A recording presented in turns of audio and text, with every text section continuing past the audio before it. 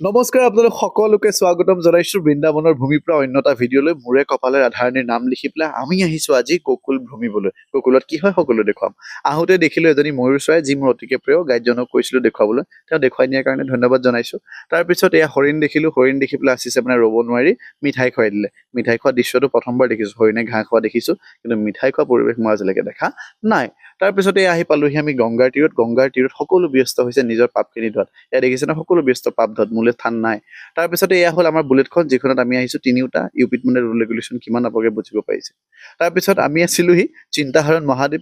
মহাদেৱ এইকাৰণে কোৱা হৈছে শ্ৰীকৃষ্ণই যেতিয়া বাল্যকালত মাটি খাইছিলে তাৰপিছত যেতিয়া যশোদাই চাইছিল কিনো খালা বুলি গোটেই বিশ্বব্ৰহ্মাণ্ড দেখিছিল এই গোটেইখিনি স্মৃতি মানে মচিবলৈ মহাদেৱ তেওঁৰ ওচৰলৈ আহিছিল আৰু গোটেইখিনি তেওঁৰ স্মৃতি মচি পেলাইছে এতিয়া আমি গৈ আছো বলোৰামৰ মন্দিৰলৈ মানে নন্দৰ ঘৰলৈ নন্দৰ এয়া গৌশালাত যিসকল গায়ে মানে গাখীৰ